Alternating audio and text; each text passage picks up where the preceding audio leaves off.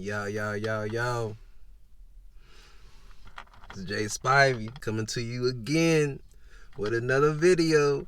It's been a minute. To me, it hasn't. But I know the planet is on a weird little frequency right now. Everybody been getting sick. If you ain't been getting sick, you was down for a little bit. If you wasn't down for a little bit, I just hope you've been taking care of yourself, you know? It was hard for me, dealing with, when the kids get sick, some parents, they can't really rely on going down. You know what I mean? They be the main caretaker, so they go down, everybody go down, and everybody down for a minute. So I was focusing on myself for a little bit. I didn't feel the best. A couple souls hit me up and made sure I went and got tested and stuff like that, but they out here with variants and boosters and flu and the Rona mixed in together. It's scary out here, bro.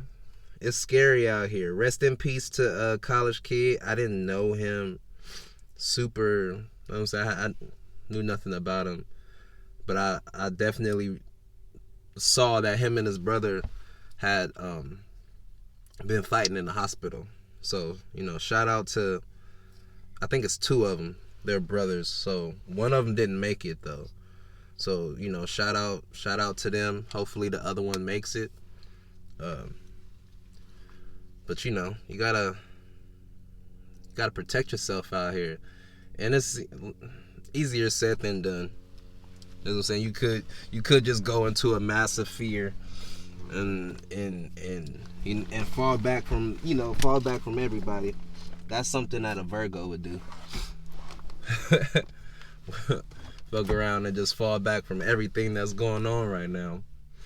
But what's going on, beautiful people? I want to speak to y'all for a little bit. Haven't came out and talked in a while, probably a little over a week. Like I said, I've been focusing on just making sure my health has been good. 10 times, 100 times better now. Have you been focusing on yourself, though? Did I say that correctly? Have you been focusing on yourself? How have you been? How have you been feeling? What's going on with you? What you got going on? You ain't got to tell me all the details, but you know what I mean? You can let me know you got something popping, You ain't got to give me no details, though. I know you working. So this video that I was working on, I was just going to talk about fatherhood. It was about fatherhood. It was about giving my daughters exactly what they need. And as a parent, putting that time into your kids to let them know that you actually love them, that you actually care. And still being able to, have a little fun time. And not necessarily fun time, but I would say focus time. Time for you to actually focus on yourself. I'm not too much worried about dating. It's about finding, what I really like to do. So that's been the fun thing about this little ride that I've been on. Because every time I be so close to getting everything that I want to do in my life in order, you know what I mean? Like, a bad chick could come by or try to ease their way into my life. Giving your children the love that they need while you're getting your life in order. So I know this topic, that's the interesting thing. I haven't really found many male perspectives on it. That's the interesting thing. I don't really be knowing what I'm looking for sometimes when it comes to like finding better information on how to be the best father. So I definitely, you definitely got to sit and if you are unable to go through the teachings that your parents had gave you, or you went through all of those teachings and it don't really suit your current situation. Sometimes we can parent. Our parenting style is like that saying, the apple doesn't fall too far from the tree. So we can adopt old, outdated parenting habits that won't help you in the circumstances that you are currently dealing with your children. Whether it's no whoopings or disciplining kids, as far as like not, a pop and a child getting beat, completely different. So you might have gotten your little tail beat, for acting so crazy, but that may not work in the next generation. That may not work for your kids. You can do all that hollering and switches and belts, and then your kid get an adult and then they don't want to fuck with you. So we gotta kind of watch that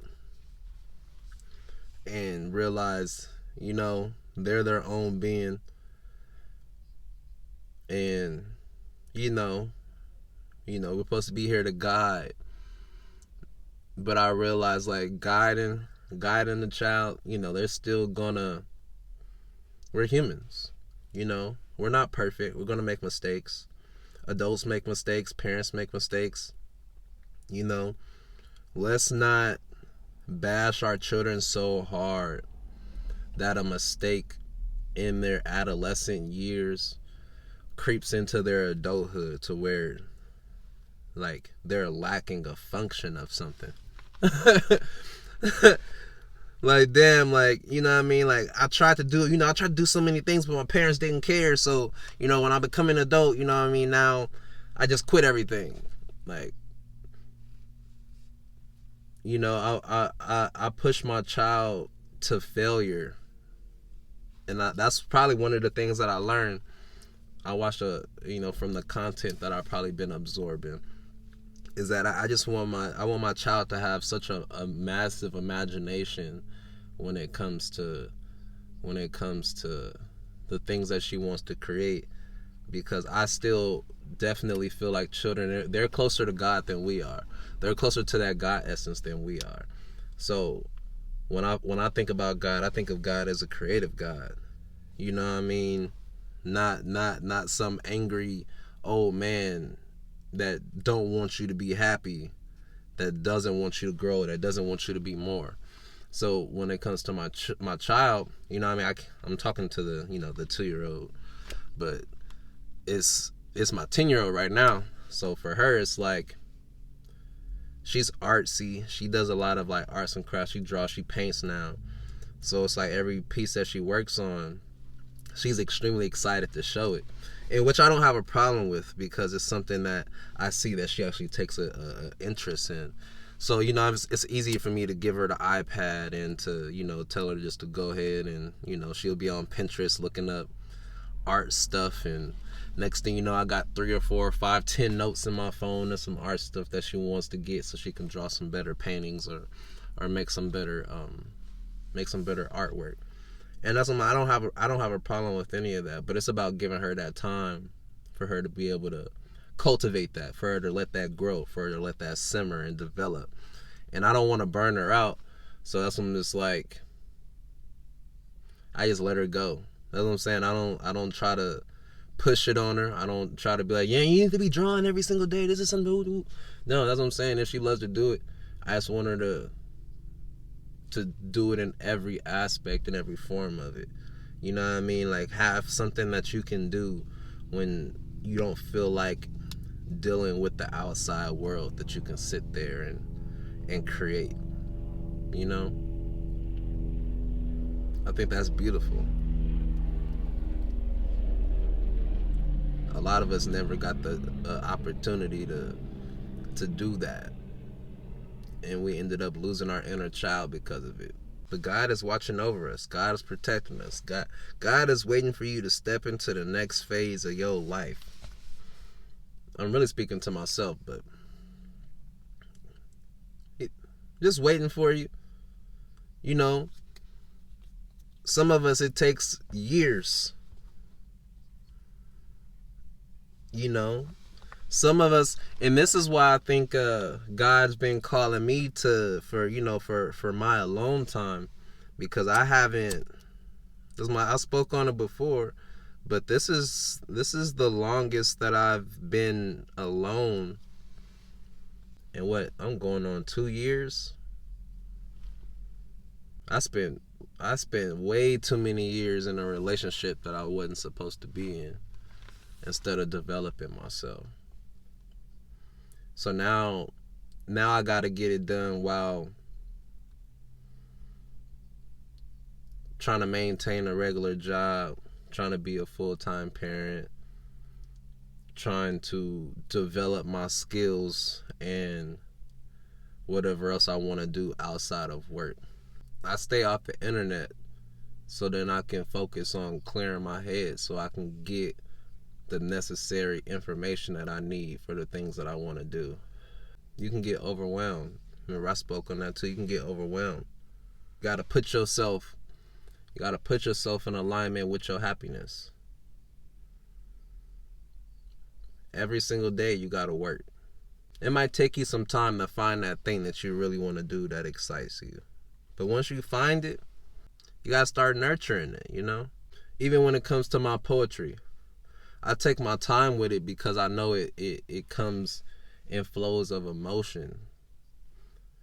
Like a lot of the stuff that I speak on, that I write about, it's like that inner child talking to his parents right now. So I have a lot of that type of material that I've been working on, and that's what I'm saying. It might not even be a poem. Like, I was talking to my dad, and he was just like, most songs are poems. That's why I like Wale. That's why Wale is probably one of my top favorite artists, because I always said he has that poetic flow that he puts on tracks. And you can tell, like, sometimes overly, you can tell, like, yeah, this was definitely like something that was supposed to get spoken kind of slower, or it might seem like that, and then it's like he'll turn it into a nice little flow verse on the beat. And I'm like, okay, still learning how to do that. Like I said, some of us, it takes a lot longer, but I feel like it takes us longer just because we're not focused on it. So that's what I've been trying to do. I've been trying to get into the community of the storytelling, of the songwriting, of those poets. But it's definitely hard. So, and I know that's not what any of my content is about.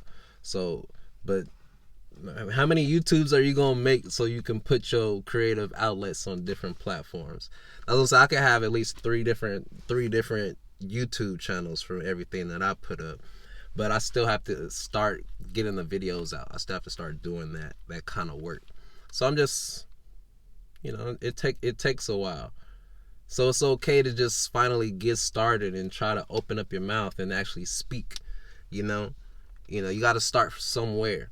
So that's why I've been able to at least get some content out of me speaking, so I can start getting the confidence that I need to finish. It's levels to it. So I know earlier, a lot of my some of my other videos, I'm sitting in the dark. I feel more comfortable that way. That is until I until I go into the next phase of my little master plan, and then I'm able to get out here and just talk, and during the daylight, and that's what I'm saying. My daughter, she'll be on my face the whole time if I'm making a video. So I don't want to sit here and be trying to record, sitting in the house trying to record a video. I mean, it's wholesome. I have podcasts with my daughter all in the background that I was like kind of able to edit her out of some of it. But, like, who wants to deal with that? It's not who wants to deal with it. You know what I mean? Sometimes I lose my train of thought when my child is calling me every 3.5 minutes. A single father, and I don't even like that term, really.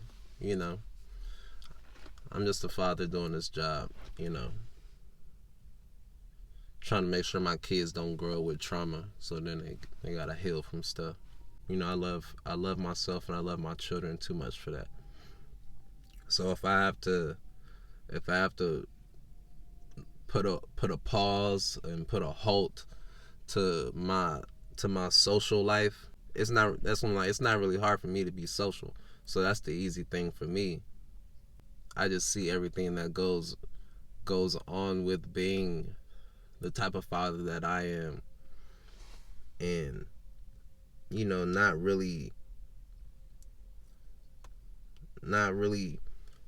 you know, needing to have so many souls around, but a good friend is always nice and needed. But shout out to the manosphere, but that's a lot of stuff that I may have not understood as well as I do now, and it'll kind of force you to kind of take some pivots and turn some directions.